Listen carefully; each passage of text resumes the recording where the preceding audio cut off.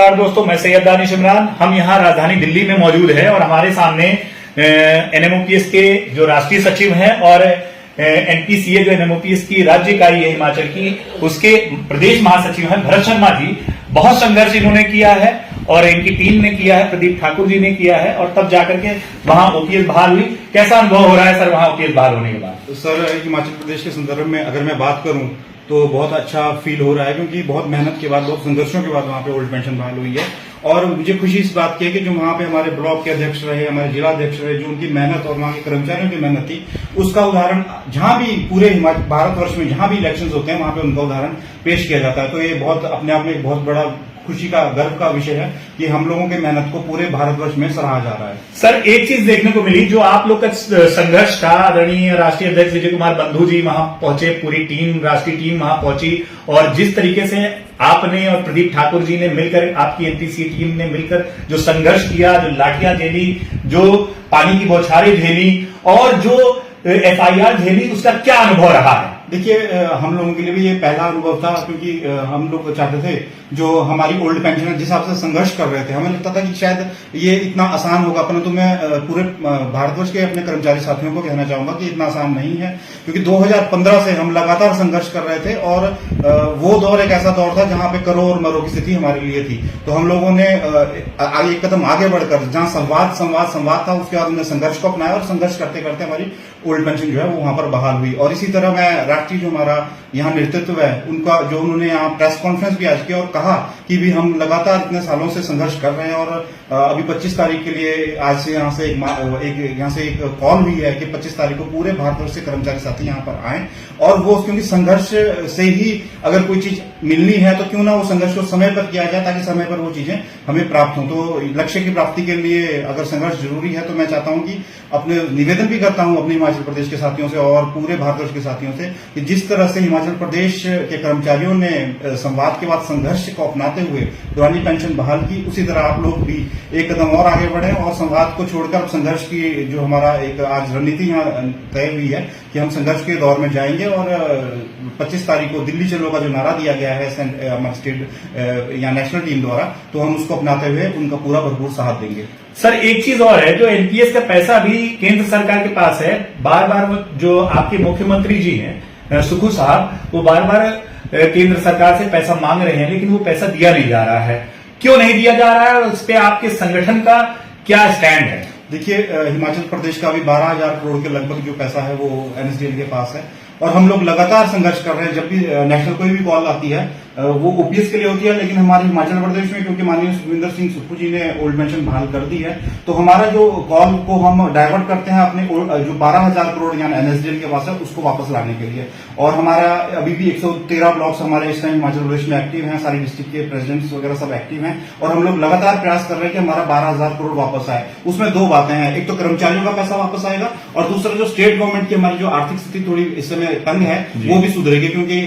Disaster बहुत हिमाचल प्रदेश के अंदर आपने देखा होगा पिछले पूरे साल डिजास्टर जो बरसात का टाइम था। तो इस टाइम हिमाचल प्रदेश को पैसे की बहुत जरूरत है और अगर हमारा वो पैसा वापस आता है तो हमारा प्रदेश पंजाब में समृद्ध होगा। हम लगातार पत्राचार के माध्यम से, माननीय मुख्यमंत्री महोदय पत्राचार के माध्यम से, फाइनेंस डिपार्टमेंट जो है हमारा वो एक्टिवली इसमें रोल प्ले कर रहा है। परंतु जब कहते हैं ना कि यहाँ वहाँ कांग्रेस गवर्नमेंट और यहाँ जैसे बीजेपी है, तो तालमेल की शायद कमी है या क्या है कि ये जो यहाँ से रिलीज होना चाहिए वो रिलीज नहीं हो पा रहा है और हमें पैसा हमारा वापस नहीं तो 25 नवंबर को क्या यहाँ से एक कॉल ये भी होगी हिमाचल के कर्मचारियों के लिए कि एनपीएस का जो पैसा अभी केंद्र सरकार के पास है, क्या उसको वापस लेने की भी एक बड़ी मुहिम होगी? बिल्कुल, यहाँ से जाने के बाद हम लोग जो अपनी मीटिंग करेंगे, बैठक करेंगे, बैठकों में हम करेंगे कि हमारी क्योंकि देखिए जब 3 मार्च को हमारी दिल्ली शिमला के अंदर जो हमारी रैली हुई थी और उस सबको जब मीडिया ने कवर किया तो हमारे उस टाइम 1 मिलियन व्यूज पूरे हिमाचल भारतवर्ष से थे। मतलब ये नहीं कि सिर्फ हिमाचल का ही कर्मचारी उस आंदोलन को देख रहा था, पूरे भारतवर्ष से हर कर्मचारी ने उस आंदोलन को देखा और उसका समर्थन किया। अब हमारे हिमाचल प्रदेश में हमारे कर्मचारियों की ओल्ड पेंशन बहाल होने के बाद अब हमारा दायित्व बनता है कि जब सेंटर से कोई ऐसी कॉल आती है तो हमें भी उनका साथ देना है ओल्ड पेंशन के लिए। और साथ साथ जो हमारा 12,000 करोड़ रुपए यहाँ एनएसडीएल के पास है उसको, उस लंबित जो पड़ा है उसको वापस लाने के लिए भी हम लोगों को उनका साथ देना है। सर, आपसे आखिरी सवाल, एनएमओपीएस के आप राष्ट्रीय सचिव भी हैं और जैसा कि 25 तारीख को जो अभी यहाँ रैली होने वाली है, आप क्या एक जो केंद्र की मोदी सरकार है उसको क्या संदेश देना चाहेंगे? क्या एक नजीर नहीं आप आपके माध्यम से, आपकी टीम के माध्यम से यहां नेशनल टीम की तरफ से जाएगा कि जब हिमाचल पहली कैबिनेट में ओल्ड पेंशन बहाल कर सकता है तो केंद्र सरकार क्यों नहीं कर सकती? बिल्कुल सर, देखिए क्या कहते हैं कि स्टेट इस काम को नहीं कर पाएंगे, स्टेट के हाथों में ये चीजें नहीं है, अगर होगा तो ये सेंटर से होगा। परंतु हमारे जो माननीय मुख्यमंत्री सुखविंदर सिंह सुक्खू जी हैं, उन्होंने पहली कैबिनेट में इसको पास किया और चाहते तो 2027 में भी इसको इम्प्लीमेंट कर सकते थे जाते जाते, परंतु उन्होंने फर्स्ट जो डिसीजन लिया, पहली जो उन्होंने ओपीएस की जो हमारी वहां पे वो थी चीजें, उसमें सबसे पहले उन्होंने मुद्दा ही ये रखा था कि मैं जैसी कैबिनेट में हमारी पहली होगी तो हम ओपीएस को वो करेंगे, पहली गारंटी के रूप में उन्होंने मान लिया था और उन्होंने उसको करके दिखाया। तो जब हिमाचल प्रदेश छोटा स्टेट जहां पे अपनी आर्थिक जो हमारी संपदाएं हैं वो बिल्कुल ना के बराबर हैं, फिर भी वहां पे वो स्टेट अगर ये पॉलिटिकल विल दिखा सकती है तो सेंट्रल गवर्नमेंट तो ये कहते हैं कि हम तो महाशक्ति हैं अर्थव्यवस्था में, तो वो क्यों नहीं इस चीज को कर सकते? तो हमारा तो संदेश है कि जब इतने हजारों लाखों कर्मचारी आपके दरवाजे पे आपसे एक निवेदन करने आ रहे हैं तो आपको उनको सुनना भी चाहिए और उनकी मांग को आपको मानना भी चाहिए। दिमाग में एक सवाल और भी आ रहा है कि मुझे याद है कि जब आप लोग वहां सर्दियों में और भयंकर ठंडी थी, उस टाइम में आप लोग ने एक आमरण अनशन किया था, क्रमिक अनशन रोड पे किया था, कई कई दिन तक आप लोग रजाई और गद्दे के साथ वहां पे ओले और ये सारी चीजें आप लोग ने झेला। तो उस दौरान में प्रियंका गांधी जी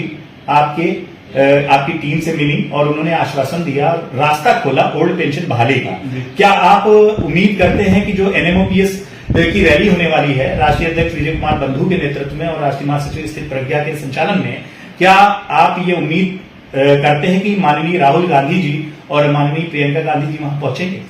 देखिए, प्रयास हम अवश्य हमारी टीम की तरफ से अवश्य होंगे कि हम लोग उनसे भी मिलें, और क्योंकि ये मैं कह रहा हूं कि पॉलिटिकल विल ही इसके लिए आवश्यकता है, पॉलिटिकल विल की। और अगर वर्तमान सत्ता में जो है वो पॉलिटिकल विल नहीं दिखा रहे या अपनी तरफ से वो कोई बयान या इस तरह की अपनी तरफ से कोई कदम नहीं उठा रहे, तो नेचुरली हमें विपक्ष के नेताओं से भी मिलना पड़ेगा और अध्यक्ष होने के नाते उनका भी दायित्व बनता है कि वो हमारी बात को सुने। और उनका जनसमूह एक है, इतने लाखों की संख्या में जब जनसमूह यहाँ आ रहा है तो उनका दायित्व है कि वो उनको सुने भी और उसके लिए वो कुछ ना कुछ अपना वक्तव्य दें। क्योंकि देखिए, हिमाचल प्रदेश में 63 दिन तक लगातार अनशन पर रहे, और अगर प्रियंका गांधी वहां पर आकर इतनी बड़ी बात कह गई है मैम, तो उन्होंने जिस दिन कहा उसके बाद से वहां पे एक जो है पॉजिटिव एनर्जी कर्मचारियों के बीच में भी आई, और उसके बाद उन्होंने उस आंदोलन को और तेज किया और आचार संहिता तक उन्होंने उस आंदोलन को चलाया। तो और आप नेचुरली इसका जो रिजल्ट है वो आप देख रहे हैं कि जैसे ही सुक्खू जी की सरकार बनी, सबसे पहला जो डिसीजन था वो ओल्ड पेंशन की बहाली का था। तो मुझे जब इतनी संख्या में, क्योंकि देखिए ना तो सरकार ने उसे पैसा अपना लगाना है, कर्मचारी अपने पैसे से अपने खर्चे पर यहाँ पर पहुंच रहा है, तो उनका वो सुने जरूर, उसको हमारा दायित्व है कि उनको इन्वाइट करेंगे और हमारे साथियों के बीच में वो आए और इस बार अपना पक्ष रखें। तो नेचुरली क्योंकि बिहार में इलेक्शन है तो कहीं ना कहीं पॉजिटिव असर इस चीज का होगा। चिंतराम शास्त्री एक वहां जो एनपीएस पीड़ित थे, वो जब रिटायर हुए 2017-18 में, और उनको 1700 रुपए पेंशन मात्र मिलती थी, और जब सुक्खू सरकार ने पहली कैबिनेट में पहली कलम से ओल्ड पेंशन लागू की तो उनको जब वो रिवर्स होके ओपीएस में गए तो उनको 36,850 रुपए मिलने लगे ओपीएस के तहत। तो इसके बारे में क्या उनके परिवार से आप मिले होंगे, आपकी टीम मिली होगी, क्या अनुभव, क्या खुशी रही उनके परिवार की? जी बिल्कुल, देखिए ये तो एक अद्भुत सा, क्योंकि इस चीज को 2015 से लगातार हमारे वहां संघर्ष चल रहा था और सबने सोच लिया था कि ये कभी हो ही नहीं सकता, यह असंभव है। परंतु जिस तरह से हमारे साथियों ने साथ दिया और जिस तरह से नेशनल टीम का हमें मार्गदर्शन मिलता रहा और जिस तरह से हम आगे बढ़ते रहे, वो धीरे धीरे कहीं ना कहीं स्थितियां जो है वो चेंज होती रही। और आज की स्थिति में जिस दिन वो पेंशन बहाल हुई, तो देखिए वो सबसे पहला व्यक्ति बने पूरे हिमाचल प्रदेश के अंदर जिनको सबसे पहला एजी ऑफिस से लेटर आया कि आपको पेंशन मिल गई। तो देखिए खुशी क्या रही होगी कि जो आदमी 1700 रुपए, आज की डेट में 2100 रुपए तो दूध का बिल एक महीने का बन जाता है। अगर अपने परिवार के लिए दूध अगर आदमी लेता है तो उसको 1700 रुपए पेंशन मिलती थी। मतलब अगर वो 1 किलो 1.5 लीटर या दूध ले रहा है तो वो भी आधा लीटर से गुजारा कर रहा होगा, या 1700 में क्या ही वो कर रहा होगा। तो आज की डेट में देखिए अगर उनको 36,000 मिल रही है तो अपने परिवार का पूरा भरण पोषण वो उस पैसे से कर सकते हैं। तो वो एक खुशी की बात है। और एक और उदाहरण ऐसा है जिसको बीबीसी और बहुत सारे चैनलों में दिखाया था, वो एक आदमी रिटायर होने के बाद कुफरी, एक बहुत सुंदर पर्यटक स्थल है हिमाचल प्रदेश का, वहां पर वो एक ठेला लगाकर चाय और मैगी बनाकर अपना जो है परिवार का भरण पोषण कर रहे थे। तो वो व्यक्ति को जब वहां पे जब वो थे तो उनकी 2500 की 2600 कुछ रुपए पेंशन थी और उनकी मजबूरी बन गई थी कि अपने परिवार का पेट पालने के लिए उनको ये काम करना पड़ रहा था। कई बार हाईकोर्ट के ऑर्डर आए, कई बार सुप्रीम कोर्ट से कि एनएच के आसपास आप ठेले नहीं लगा सकते, तो कई बार उठाया गया, पर वो हफ्ते के बाद उनको फिर वही लगाना पड़ता था कि गुजर बसर के लिए वही था। आज उनकी पेंशन जो है वो 32,000 रुपए है। तो आज के डेट में देखिए जिसको 2200 मिलता था उसको 32,000 अगर मिल रहा है तो कहीं ना कहीं परिवार का जो वो है, जो सामाजिक एक आर्थिक सुरक्षा है वो उनको कहीं ना कहीं वर्तमान सरकार ने प्रदान की है। तो मैं अंत में ही कहूंगा कि धन्यवाद सुप्पू सरकार, आपने जो किया उससे नेचुरली कहीं ना कहीं लोगों का जो आर्थिक स्तर है वो सुधरा है और उससे कहीं ना कहीं प्रदेश का आर्थिक स्तर भी सुधरेगा, क्योंकि एक एम्प्लॉय जब जो उसको मिलना शुरू होता है तो वो अपने बैंक बैलेंस या आरडीआई नहीं खुलवाता, वो उसको इन्वेस्ट करता है या अपने परिवार के भरण पोषण के लिए उसको खर्च करता है। तो वो खर्च करता है तो कहीं ना कहीं जो औरों का, मान लो हमारा दूध वाला है, हमारा अखबार वाला है, हमारा जिससे हम सामान लेते हैं राशन वाला है, तो वो पैसा जब उनके घर जाता है तो कहीं ना कहीं उनकी आर्थिक स्थिति भी सुधरती है। तो ये जो पैसे का जो इधर उधर ये जो हम ट्रांजेक्शन करते हैं तो इससे कहीं ना कहीं हमारे प्रदेश का आर्थिक स्तर भी सुधरेगा और देश का आर्थिक स्तर भी सुधरेगा। बस बात है समझने की, जो समझ गए वहां पे पेंशन बहाल हो चुकी है, जो नहीं समझे वो आज भी पेंशन वही है। ओके सर, आपने समय दिया, बहुत बहुत धन्यवाद आपका। आइए सर।